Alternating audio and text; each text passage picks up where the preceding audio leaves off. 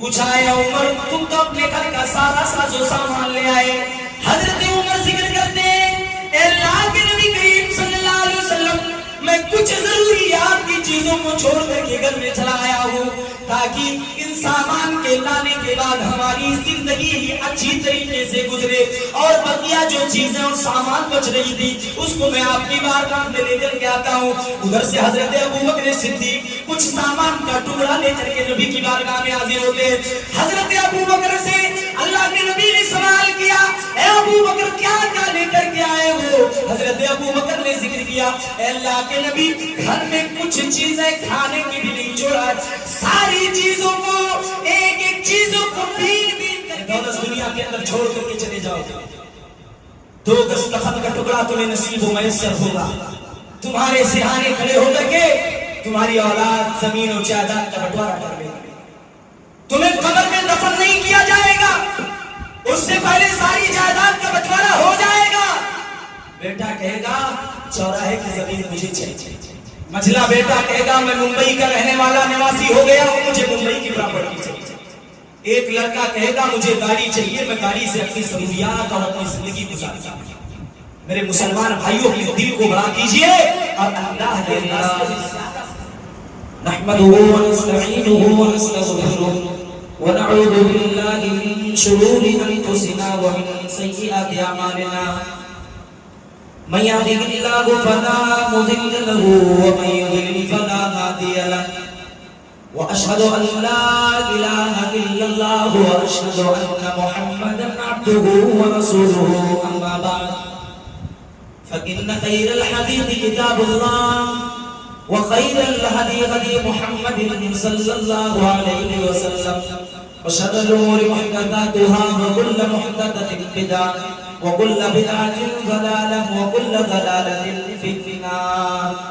أعوذ بالله السميع العليم من الشيطان الرجيم, بسم الله الرحمن الرحيم.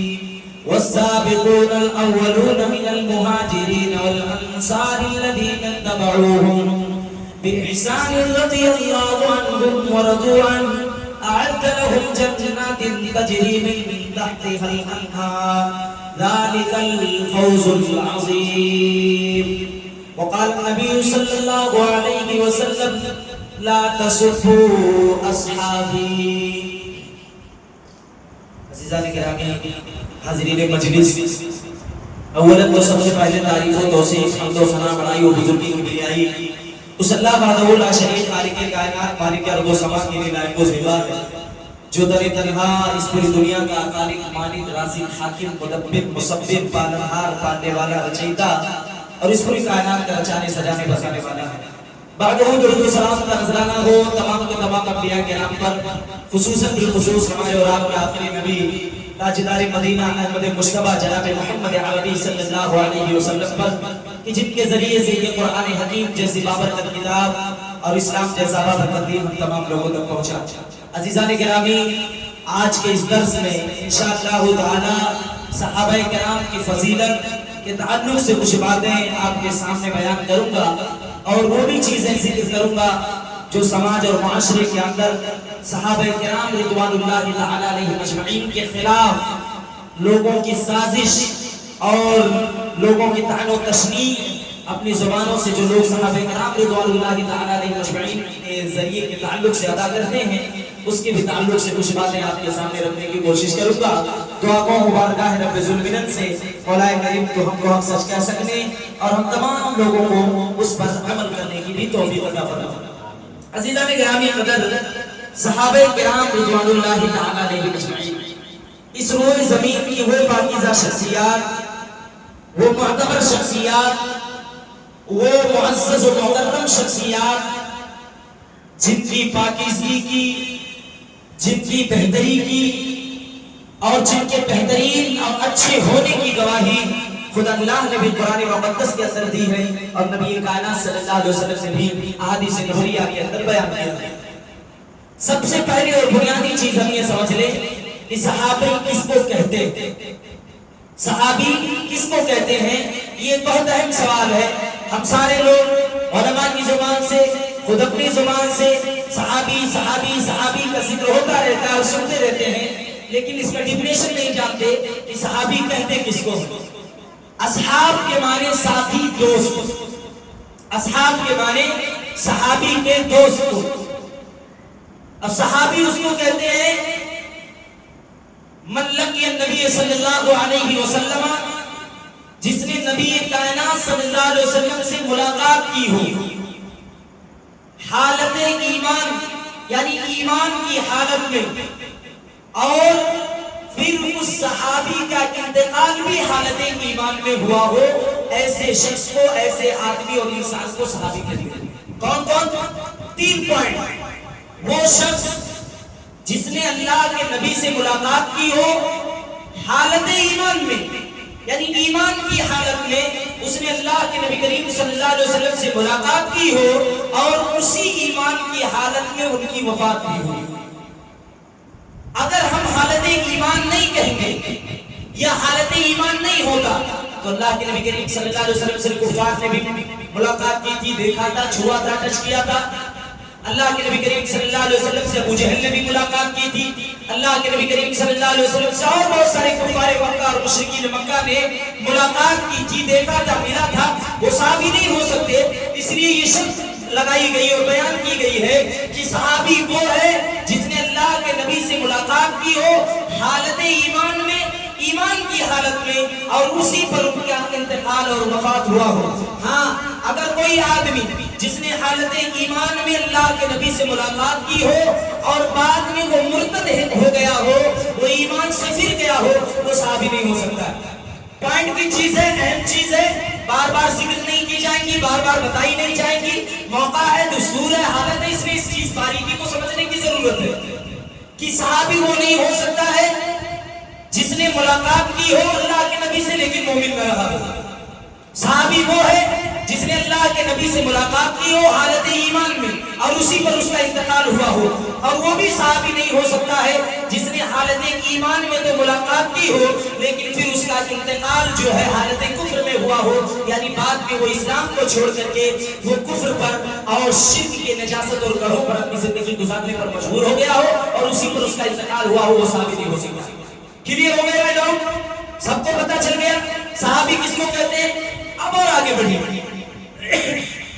صحابہ کرام رضوان اللہ تعالی علیہم اجمعین اس روئے زمین کے نبیوں کے بعد سب سے پاکیزہ اور معتبر شخصیات ہیں، جن کے ایمان کی گواہی، جن کے پاکیزگی کی گواہی، جن کی اللہ تعالیٰ نے عزت و تقریب کرتے ہوئے قرآن مقدس کے اندر بیان فرمایا والسابقون الاولون من الانصار والمہاجرین والانصار الذین اتبعوهم باحسان رضی اللہ عنہم ورضوا عنہ۔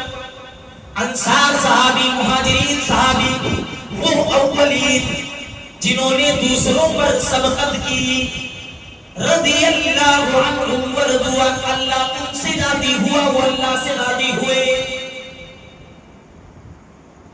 انصار اور مہاجرین ان سے اللہ راضی ہوا، وہ اللہ سے راضی ہوئے، اور سلف صالحین ان سے اللہ راضی ہوا، وہ اللہ سے راضی ہوئے۔ اعد اللہ لهم جنات تجری من تحتها الانہار، اللہ تعالیٰ نے ان کے لیے ایسی جنتیں تیار کر رکھی ہیں جس کے نیچے نہریں جاری ہوں گی، وہ اس میں ہمیشہ ہمیشہ رہتے رہیں گے۔ ذالک الفوز العظیم، اور یہ بہت بڑی کامیابی ہے۔ صحابہ کی تکریم اللہ تعالیٰ یہاں کر رہا ہے، ان کے مقام، ان کے مرتبے کو بیان کر رہا ہے کہ صحابہ سے اللہ راضی، وہ اللہ سے راضی، سلف صالحین سے اللہ راضی، وہ اللہ سے راضی، اور سلف صالحین صحابہ نبی کریم صلی اللہ علیہ وسلم کے نقش قدم پر چلنے والے جتنے لوگ ہیں اس روئے زمین پر، وہ اللہ سے راضی اور ان سے اللہ راضی۔ اس میں ہمارا اور آپ کا بھی شمار ہو سکتا ہے اگر ہم اپنی زندگی صحابہ کرام، نبی کائنات، سلف صالحین، تبع تابعین کے نقش قدم پر چلنے والے ہیں تو ہم سے بھی اللہ راضی اور ہم اللہ سے بھی راضی والے صفت میں ہم اور آپ لوگ بھی شمار ہو سکتے ہیں۔ ان کی فضیلت کے تعلق سے میں نے قرآن حکیم کی آیت آپ کے سامنے ذکر کی۔ اب تھوڑا یہاں پر رکنے کی ضرورت ہے اور احادیث نبویہ سے صحابہ کرام کی فضیلت کے تعلق سے کچھ باتیں میں آپ کے سامنے ذکر کرنے کی کوشش کرتا ہوں. صحابہ کرام وہ عظیم ہستیاں ہیں، وہ عظیم شخصیات ہیں جنہوں نے اللہ کے نبی کریم صلی اللہ علیہ وسلم کی ایسے وقت میں مدد کی، ایسے وقت میں ساتھ دیا، دل و جان سے، مال سے، طاقت و قوت سے، زبان سے، پاور سے، ہر اعتبار سے اللہ کے نبی کریم صلی اللہ علیہ وسلم کا ساتھ دیا صحابہ نے. اور کچھ واقعات میں آپ کے سامنے ذکر کرنے کی کوشش کرتا ہوں. غزوہ تبوک کا واقعہ اٹھا کر کے دیکھ لیجیے. اللہ کے نبی کریم صلی اللہ علیہ وسلم نے جنگ کا اعلان کر دیا اور کہا جس کے پاس جو جو مال ہے وہ لا کر کے نبی کائنات کی بارگاہ میں جمع کر دے، ہم جنگ کرنے کے لیے جا رہے ہیں. صحابہ کرام رضوان اللہ تعالی علیہ مجمعین اپنے اپنے گھروں سے نکلتے ہیں. میرے عزیز ساتھیوں، میرے مسلمان بھائیوں، میری ماں اور بہنوں، اپنے اپنے گھروں میں جب ہو جاتے ہیں، کسی صحابی کے پاس کھانے کا ایک چھوٹا سا ٹکڑا تک نہیں موجود ہوتا ہے، روٹی کا ایک چھوٹا سا ٹکڑا بھی موجود گھر میں نہیں ہوتا ہے، لیکن پھر بھی اپنے اپنے گھروں کو تلاشی لیتے، کھنال کر کے دیکھتے ہیں. حضرت ابو بکر اور عمر کا واقعہ ہے. حضرت عمر فاروق رضی اللہ تعالیٰ عنہ گھر میں جاتے ہیں. نبی نے جنگ کا اعلان کر دیا. عمر مسجد سے نکلے اور گھر میں گئے، کھانے پینے کی چیزوں کو اللہ حضرت عمر رضی اللہ تعالیٰ عنہ نے دیکھا اور گھر کے سارے ساز و سامان کو حضرت عمر فاروق دیکھنے لگے. پایا کیا؟ گھر کی کچھ ضروریات کی چیزوں کو چھوڑ کر کے حضرت عمر ساری چیزوں کو لے کر کے نبی کی بارگاہ میں حاضر ہوئے. ابھی حضرت ابو بکر صدیق رضی اللہ تعالیٰ عنہ تشریف نہیں لے کر کے آئے تھے. غور سے سنیے گا میرے مسلمان بھائیوں، حضرت ابو بکر صدیق رضی اللہ تعالیٰ عنہ تشریف لے کر کے آتے ہیں اور کچھ سامان لے کر کے آتے ہیں. بنسبت حضرت عمر رضی اللہ تعالیٰ عنہ کے ساز و سامان ان کا کم رہتا ہے اور حضرت عمر کا سامان زیادہ رہتا ہے. میرے عزیز ساتھیوں، میرے مسلمان بھائیوں، اللہ کے نبی کریم صلی اللہ علیہ وسلم سے پوچھا ہے عمر تم تو اپنے گھر کا سارا ساز و سامان لے آئے. حضرت عمر ذکر کرتے ہیں اے اللہ کے نبی کریم صلی اللہ علیہ وسلم میں کچھ ضروریات کی چیزوں کو چھوڑ کر کے گھر میں چلا آیا ہوں تاکہ ان سامان کے لانے کے بعد ہماری زندگی ہی اچھی طریقے سے گزرے اور بقیہ جو چیزیں اور سامان بچ رہی تھی اس کو میں آپ کی بارگاہ میں لے کر کے آتا ہوں. ادھر سے حضرت ابو بکر صدیق کچھ سامان کا ٹکڑا لے کر کے نبی کی بارگاہ میں حاضر ہوتے ہیں. حضرت ابو بکر سے اللہ کے نبی نے سوال کیا اے ابو بکر کیا کیا لے کر کے آئے ہو؟ حضرت ابو بکر نے ذکر کیا اے اللہ کے نبی گھر میں کچھ چیزیں کھانے کی بھی نہیں چھوڑا، ساری چیزوں کو ایک ایک چیزوں کو بین بین کر کے چن چن کر کے نبی کی بارگاہ میں لے کر کے آ گیا ہوں، غزوے کے لیے لے کر کے آ گیا ہوں تاکہ میرا کوئی سامان کوئی چیز جنگ میں شامل ہو جائے اور میری کوئی سامان ضرورت میں جنگ کے لیے استعمال ہو جائے. اللہ کے نبی کریم صلی اللہ علیہ وسلم کی آنکھوں سے آنسو زاروں قطار ہو کر کے گرنے لگے. یہ اللہ کے نبی کریم صلی اللہ علیہ وسلم کے صحابہ تھے. اللہ کے نبی کریم صلی اللہ علیہ وسلم کی ایک آواز پر اپنی پوری مال و دولت اور خزانے کو خالی کرنے لگے. اور یہاں ہمارا معاملہ صاحب بڑا پیچیدہ ہے. ان کا ایمان مضبوط تھا، اس لیے وہ اپنے دل کے سارے خزانے اور دروازوں کو کھول کر کے رکھ دیتے تھے. یہ پرواہ نہیں کرتے تھے کہ شام کا کھانا کیسے بنے گا، ہمارے بچے کیا کھائیں گے. بس نبی نے آرڈر جاری کیا ہے سامان لاؤ، دولت لاؤ. گھر کا سارا خزانہ اٹھا کر کے نبی کے قدم پر لا کر کے رکھ دیتے تھے. ہمارا معاملہ یہ ہے مسجد میں اگر کوئی ضرورت کی سامان ہو، کچھ خریدنا ہو تو چلر ہوتے ہیں، 2 روپیہ 4 روپیہ 5 روپیہ 10 روپیہ جیب میں ہوتا ہے کہ چلروا بچہ ٹوٹیا نہ ٹوٹے، چلروا مسجد میں چلتا رہتا. ہمارے ایمان میں کمی ہے، اس ایمان کو چاچنے کی ضرورت ہے، رکھنے کی ضرورت ہے. مال سے محبت کر بیٹھے ہم، نبی سے محبت کو ہم نے پیچھے چھوڑ دیا. عمر صدیق کو، ابو بکر صدیق کو مال کیسے خرچ کرنا ہے، یہ دولت دنیا کے اندر چھوڑ کر کے چلے جاؤ. 2 गज कफन का टुकड़ा तुम्हें नसीब व मैसर होगा। तुम्हारे सिरहाने खड़े होकर के तुम्हारी औलाद जमीन और जायदाद का बंटवारा कर लेगी। तुम्हें कब्र में दफन नहीं किया जाएगा, उससे पहले सारी जायदाद का बंटवारा हो जाएगा। बेटा कहेगा चौराहे की जमीन मुझे चाहिए। मझला बेटा कहेगा मैं मुंबई का रहने वाला निवासी हो गया हूं, मुझे मुंबई की प्रॉपर्टी चाहिए। एक लड़का कहेगा मुझे गाड़ी चाहिए, मैं गाड़ी से अपनी जरूरियात और अपनी जिंदगी गुजारता हूं। मेरे मुसलमान भाइयों अपने दिल को बड़ा कीजिए और अल्लाह के रास्ते में ज्यादा से ज्यादा खर्च करने की भी कोशिश कीजिए। एक वाकया में चलते चलते माल के खर्च करने के ताल्लुक से जिक्र कर दूं, दुनियावी वाकया है। एक बुढ़िया के पास एक फकीर की चीजें मांगने के लिए लेकर गया। उसने कहा अम्मा मैं फकीर हूं, मैं कल्लाश हूं, मैं मोहताज हूं, ए अम्मा मुझे कुछ चीजें खाने को दे दे। अम्मा कहती है ए फकीर तू भाग जा, मेरे पास कुछ नहीं है। मूंगफली खा रही थी, छिलके को इकट्ठा किया और फकीर के झोली में ले जा करके डाल दिया। गौर से सुनिएगा मेरे भाइयों, फकीर चौखट पे आया तो जरूरत की चीजों को मांगा। मेरे मुसलमान भाइयों, बूढ़ी औरत ने मूंगफली खा रही थी और मूंगफली के छिलके को उठा करके फकीर की झोली में ले जा करके डाल दिया। फकीर हंसी खुशी बुढ़िया के दरवाजे से रुखसत हो करके चला गया। रात में बुढ़िया को जब नींद आई, बिस्तर पर सोई, क्या देखती है कि मेरा इंतकाल हो गया। ख्वाब में देख रही है कि मेरा इंतकाल हो गया, ख्वाब में देख रही है कि मेरा इंतकाल हो गया है। लोग मुझे कफन दफन करके कब्र के अंदर दफन कर दिए गए, हिसाबो किताब हो गया गए, सारे लोग मुझे छोड़ करके चले गए हैं और अचानक एक बिच्छू निकल पड़ा है मेरे कब्र से और वो मुझे डंक मारने के लिए मेरे करीब ही बढ़ा है कि मूंगफली का एक छिलका करके उस बिच्छू को मार देता है। कुछ देर और होता है, बुढ़िया क्या देखती है कि एक जहरीला जानवर निकल करके मेरे पैर के सिराने आ रहा है। इतने में फिर मूंगफली का छिलका निकल करके आता है और उस जहरीले जानवर को मार देता है। तीसरी मर्तबा उसने देखा कि बड़ा सा लंबा सा सांप उसके कब्र में निकला और जैसे ही सांप निकला बुढ़िया की आंख खुल गई। उसने बच्चों को बुलाया और कहा मेरी फला जमीन फला जायदाद मस्जिद और मदरसे के नाम पर दे दो, अल्लाह के रास्ते में खर्च कर दो।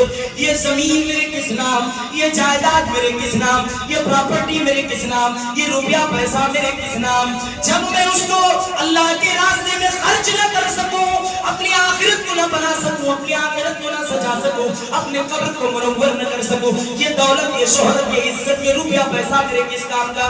मेरे अजीज साथियों में जिक्र कर रहा था कि वो सहाबा अल्लाह के नबी की एक आवाज पर अपनी पूरी प्रॉपर्टी को खर्च करने के लिए, कुर्बान करने के लिए तैयार हो जाया करते थे। और आगे बढ़िए, उसी ग़ज़वा तबूक का वाक़या है। एक सहाबी जिक्र करते हैं हम रास्ते में निकले ग़ज़वा तबूक के लिए, बड़ी शदीद गर्मी थी। हजरत उमर रज़ियल्लाहु ताला अन्हु हदीस के रावी बयान करते गर्मी की शिद्दत इतनी ज्यादा थी कि हम लोग प्यास से तड़प रहे थे, पानी हमें नहीं मिल रहा था।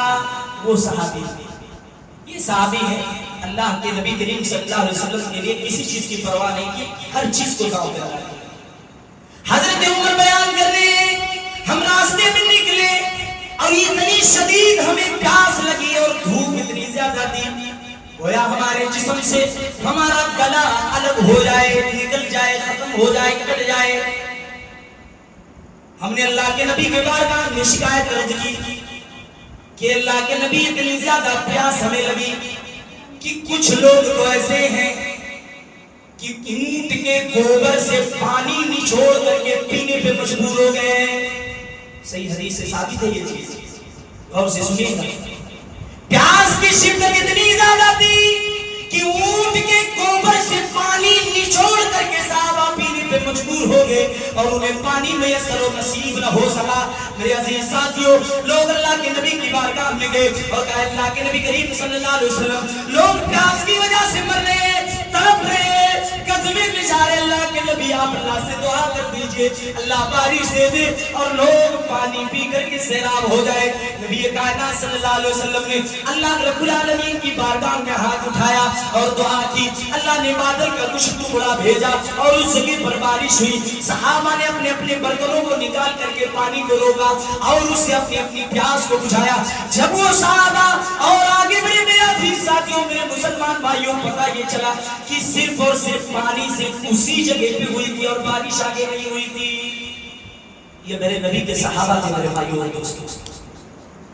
کتنی مصیبتیں، کتنی پریشانیاں، کتنی مشقتیں جھیلی ہے انہوں نے اسلام کے ساتھ۔ اور آگے بڑی اسی غزوہ تبوک کا واقعہ ہے۔ بھوک اتنی زیادہ لگی ہے، کھانے کو کچھ میسر و نصیب نہیں ہے۔ صحابی رسول بیان کرتے ہیں اتنی زیادہ ہمیں بھوک لگی تھی، ایک کھجور کا 2 حصہ کیا جاتا تھا اور 2 حصہ کرنے کے بعد اس میں 2 صحابی، ایک صحابی آدھا کھجور کھاتا، دوسرا صحابی آدھا کھجور کھاتا، اور لوگ اپنی بھوک کو اس طریقے سے کھجور میں 2 لوگ اپنی بھوک مٹاتے۔ ایک دوسری روایت میں آتا ہے کہ اس قدر پیاس کی شدت انہیں محسوس ہوئی کہ باری باری کھجور کو چوستے اور اپنی اپنی پیاس کو مٹانے کی کوشش کرتے۔ ایک ایک کھجور کو کئی صحابی چوستے اور چوس کر کے اس کھجور کو اپنی اپنی پیاس کی شدت کو مٹاتے تھے۔ اتنی مصیبتیں جھیلی ہیں میرے ان صحابہ نے، میرے بھائیوں، اتنی مشقتیں جھیلی ہیں صحابہ کرام نے۔ آج ان صحابہ کو گالی دی جائے۔ کچھ لوگ ہیں جو انہی معزز اور پاکیزہ شخصیات کو گالی دی جا رہی ہے۔ اور آگے بڑھیے، نبی کائنات صلی اللہ علیہ وسلم نے انہی صحابہ کے تعلق سے کہا تھا کہ میرے یہ وہ صحابہ ہیں کہ میں ان کی عمارت ہوں، اور جب میں اس دنیا سے انتقال ہو جاؤں گا تو جو کچھ ان سے وعدہ کیا گیا ہے ان کے اوپر کیا جائے گا، اور میرے صحابہ اس دنیا کے لیے عمارت ہیں۔ جب یہ چلے جائیں گے تو پھر جو وعدہ ان سے اگلی قوم سے کیا گیا ہے تو اوپر پورا کیا جائے گا۔ علامہ ابن تیمیہ رحمہ اللہ تعالیٰ نے اس حدیث کی تفسیر بیان کرتے ہوئے کہتے ہیں کہ جب اللہ کے نبی کریم صلی اللہ علیہ وسلم کا وفات ہو جائے گا تو صحابہ کرام پر مصیبت اور پریشانیوں کا انبار ٹوٹ پڑے گا، اختلافات عام ہو جائیں گے، اور جب صحابہ اس دنیا سے رخصت ہو کر کے چلے جائیں گے تو لوگوں سلف صالحین کے درمیان مصیبت اور پریشانی کا انبار ٹوٹ پڑے گا، اور لوگ ایک دوسرے کے اوپر ٹوٹ پڑیں گے اور خرافات اور بدعت اور تمام چیزیں نائج و سائج ہو جائیں گی۔ میرے عزیز ساتھیوں، میرے مسلمان بھائیوں، یہ صحابہ کی فضیلت ہے۔ کن کن فضیلتوں کو میں آپ کے سامنے ذکر کروں، اور ان عشرے مبشرہ صحابہ جن میں سے 4 صحابہ کا میں تذکرہ کرتا ہوں۔ حضرت ابو بکر صدیق رضی اللہ تعالیٰ عنہ، حضرت عمر فاروق رضی اللہ تعالیٰ عنہ، عثمان غنی رضی اللہ تعالیٰ عنہ، اور حضرت علی بن ابی طالب رضی اللہ تعالیٰ عنہ جو داماد رسول ہیں۔ نبی کائنات نے ایک مجلس میں کہا تھا ابو بکر فی الجنہ، عمر فی الجنہ، عثمان فی الجنہ، علی فی الجنہ۔ آج اسی ابو بکر کو، اسی عمر کو، اسی عثمان کو، اسی علی کو زمانے والے گالی دیتے ہیں، انہی صحابہ کو گالی دی جا رہی ہے، اور یہ کہا جا رہا ہے کہ یہ تو حضرت حسین رضی اللہ تعالیٰ عنہ کے ساتھ انہوں نے حق تلفی کیا۔ نبی کائنات صلی اللہ علیہ وسلم نے کہا، نبی کائنات صلی اللہ علیہ وسلم نے کیا کہا؟ لا تسبوا اصحابی، اے لوگوں میرے صحابہ کو برا بھلا نہ کہو، گالی نہ دو انہیں، کیونکہ انہوں نے اللہ رب العالمین کے راستے میں اگر ایک مد یعنی ایک مٹھی جو، گیہوں، گندم، کھجور اگر اللہ رب العالمین کے راستے میں قربان کیا ہے، اور آج کل کے یہ دنیا والے، یہ سماج والے، یہ معاشرہ سوسائٹی والے اگر احد پہاڑ کے برابر سونا اللہ کے راستے میں خرچ کرے تو میرے صحابہ کے ایک مد کا دیا ہوا وہ صدقہ اس کی برابری کبھی زندگی میں رہتی دنیا تک وہ نہیں کر سکتے ہیں۔ یہ صحابہ کی فضیلت ہے۔ آج ان اصحاب کو گالی دی جا رہی ہے جن اصحاب کے تعلق سے اللہ کے نبی کریم صلی اللہ علیہ وسلم نے کہا تھا میرے صحابہ کو برا بھلا نہ کہو، میرے صحابہ کو گالی نہ دو، میرے صحابہ امانت ہے، میں ان کی امانت ہوں اور میں ان کی قیادت کرنے والا ہوں، وہ میرے ساتھی ہیں، وہ میرے دوست ہیں، وہ میرے سہپاٹھی ہیں۔ آج ان صحابہ کو گالی دی جا رہی ہے. اللہ کے نبی نے کہا تھا اگر ان صحابہ سے بغض رکھو گے, حسد رکھو گے, کینہ رکھو گے, تمہارا ایمان خطرے میں پڑ جائے گا, تم اپنے ایمان کو بچانے کی طاقت اور قوت نہیں رکھ پاؤ گے اگر میرے ان صحابہ کو گالی دو گے, ان کو برا بھلا کہو گے. آج ایک قوم ہے جو یہ کہتی ہے کہ ابو بکر نے زیادتی کی, عمر نے زیادتی کی, عثمان نے زیادتی کی, خلافت کے اصل حقدار اللہ کے نبی کے بعد حضرت علی تھے.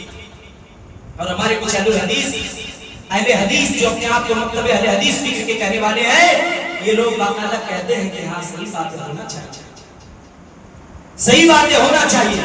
ابو بکر کو خلیفہ کس نے بنایا؟ ابو بکر کو خلیفہ کس نے بنایا؟ اللہ کے نبی نے بنایا. اور ابو بکر نے عمر کو بنایا, عمر نے عثمان کو بنایا, عثمان نے علی کو بنایا. لوگوں کے مشورے سے مل کر کے یہ سارے کام ہوئے.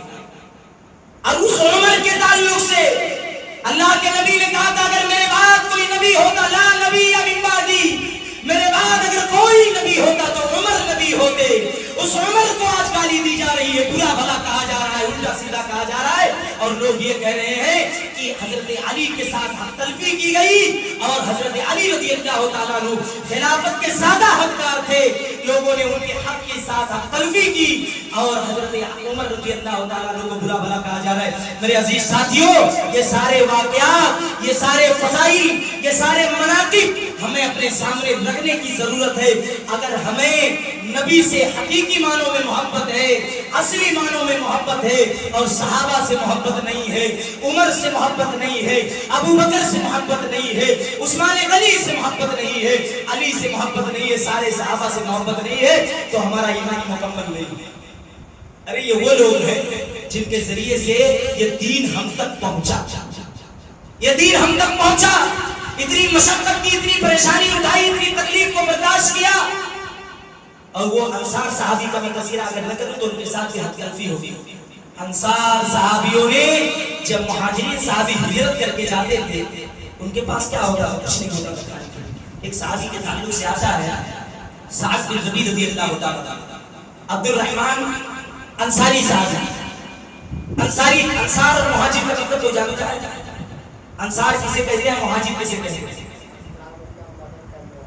اب مہاجر ہجرت کر کے جو گئے, ہجرت کر کے جو گئے مطلب ہجرت کر کے کہاں سے گئے؟ مکہ سے مدینہ. اور انصار یعنی مدنی صحابہ, وہ صحابی جنہوں نے مہاجر صحابیوں کی, مکہ والے صحابیوں کی مدد کی. تو انہی کا واقعہ ہے کہ جب مکہ والے ہجرت کر کے مدینہ گئے تو اللہ کے نبی نے دو صحابیوں کا آپس میں دوستی کر دی, پیچھک کرا دیا, تعلق قائم کر دیا. اس میں سے ایک صحابی عبد الرحمن بن عوف سعد بن ربیع سے کہا, اے سعد, اے عبد الرحمن بن عوف, میرے پاس دو بیوی. کتنی بیوی؟ دو بیوی. دونوں میں سے تم جسے چاہو شادی کر لو, میں اس سے طلاق دینے کے لیے تیار ہوں. اور کہا میرے پاس اتنی پراپرٹی ہے, اتنی جائیداد ہے, اتنی مال و دولت ہے, اتنی شہرت, ساری چیزیں اپنے سامنے لا کر کے رکھتے. اور کہا جو لینا چاہتے ہو لے لو, جو اٹھانا چاہتے ہو لے لو, میں سب کو دینے کے لیے تیار ہوں. لیکن عبد الرحمن نے کہا نہیں, بارک اللہ فیک, اللہ تیرے مال میں برکت دے, تیری بیوی میں برکت دے, مجھے بازار کا راستہ بتا. یہ وہ صحابہ ہے جنہوں نے اپنے ساتھیوں کی مدد کے لیے دل کو کھول دیا. اسی لیے اللہ کے نبی کریم صلی اللہ علیہ وسلم نے کہا تھا جب مکہ کو کائنات کے آخری نبی نے فتح کیا, میرے معزز ساتھیوں, مال غنیمت کو اٹھا کر کے مکہ کے درمیان جب تقسیم کرنے لگے اللہ کے نبی کریم صلی اللہ علیہ وسلم, تو انصار کے کچھ صحابیوں نے کہا اے اللہ کے نبی, مدد ہم کریں, خدمت ہم کریں, ہم ایک دوسرے کی ہیلپ کریں, اور مال غنیمت اٹھا کر کے مکہ والوں کو آپ دے رہے ہیں. اللہ کے نبی کریم صلی اللہ علیہ وسلم نے کہا اے میرے صحابہ, اے میرے انصاری صحابہ, میں ان کو مال دے رہا ہوں اور لوٹ کر کے تمہارے ساتھ میں مدینہ میں جاؤں. اور اللہ کے نبی نے اس تاریخی جملہ بھی سوچ کہا تھا کہ اگر انصار کے لوگ ایک یوم انصاری صحابیوں کی پہاڑ پر چل رہی ہے اور ایک کسی اور کی جماعت اگر چل رہی رہی ہے تو میں یہ پسند کروں گا کہ میں انصاری صحابہ کی جماعت میں شامل ہو کر کے ان کے ساتھ چلنے کی کوشش کرو۔ میرے بھائی اور دوستو، یہ فضیلت ہے صحابہ کرام کی جس کو ہمیں اپنے سامنے رکھنے کی ضرورت ہے۔ اتنی فضیلت، اتنی منقبت اللہ کے نبی کریم صلی اللہ علیہ وسلم نے صحابہ کے درمیان بیان کی۔ آج لوگ انہیں کو گالی دیتے ہیں، یاد رکھ لو صحابہ کو گالی دینے والے دراصل وہ حقیقی مومن اور مسلمان نہیں ہو سکتے، ان کا ایمان ہی مکمل نہیں ہو سکتا ہے۔ کیوں؟ کیونکہ اللہ ان سے راضی ہے بھائی، وہ اللہ سے راضی، وہ اللہ سے راضی، وہ کیسے برا بھلا کہہ سکتے ہیں، وہ کیسے غلط ہو سکتے ہیں؟ اس لیے یہ نقطہ اپنے ذہن میں رکھو، کوئی صحابی نے کسی صحابی کے ساتھ حق تلفی نہیں کی، نہ کسی نے علی کا حق مارا، نہ کسی نے عثمان کا حق مارا، نہ کسی نے حسن و حسین کریمین کا حق مارا، کسی نے کسی کا حق نہیں مارا ہے۔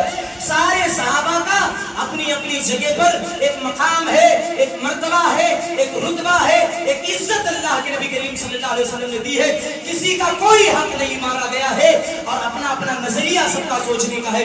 میں نے ساری چیزیں آپ کے سامنے رکھ دی اور وہ دلیلیں بھی آپ کے سامنے پیش کر دی کہ اللہ کے نبی کریم صلی اللہ علیہ وسلم صحابہ سے کتنی محبت کرتے تھے۔ یہ بھی کہا میرے صحابہ کو گالی نہ دو، برا بھلا نہ کہو، وہ اتنا خرچ کرے اور تم اتنا خرچ کرو تو ان کے مقابل برابر نہیں آ سکتے ہو۔ اس لیے ضرورت اس بات کی ہے کہ اس نقطے کو اپنے سامنے رکھو۔ سماج کے اندر، معاشرے کے اندر لوگوں کو مس گائیڈ کیا جا رہا ہے، غلط تعلیم کی طرف ان کو روشنی ڈالی جا رہی ہے، غلط ٹریک پر ان کو چلایا جا رہا ہے۔ یہ صحابہ کسی کے ساتھ نہ عمر نے زیادتی کی، نہ ابوبکر نے زیادتی کی، نہ عثمان نے زیادتی کی، نہ علی نے زیادتی کی، نہ حسنین کریمین نے زیادتی کی، نہ امیر معاویہ نے زیادتی کی، اور نہ ہی حضرت یزید رضی اللہ تعالی عنہ نے زیادتی کی۔ لوگوں کو بہتایا جا رہا ہے، لوگوں کو بہتایا جا رہا ہے، غلط تعلیم ان کے درمیان ڈالی جا رہی ہے۔ اس لیے ضرورت اس بات کی ہے علماء سے جڑیے، تاریخ کا مشاہدہ کیجئے، تاریخ کا مطالعہ کیجئے۔ ہم تاریخ کا مطالعہ اگر کریں گے تبھی حق اور باطل کے درمیان میں فرق کر سکتے ہیں انشاءاللہ۔